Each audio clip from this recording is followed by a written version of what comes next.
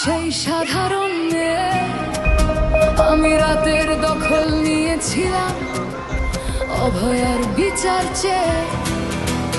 যতই কাকিমা আপনি আজকে করুন অস্বীকার, সেদিন রাতে আমরাই ছিলাম ছিনিয়ে আনতে বিচার।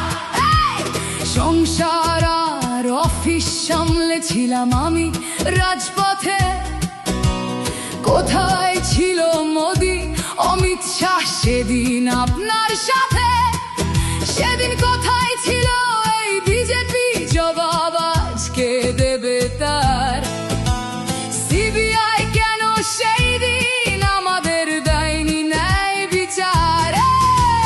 যতই কাকিমা আপনি আজকে করুন অস্বীকার, সেদিন রাতে আমরাই ছিলাম ছিনিয়ে আনতে বিচার।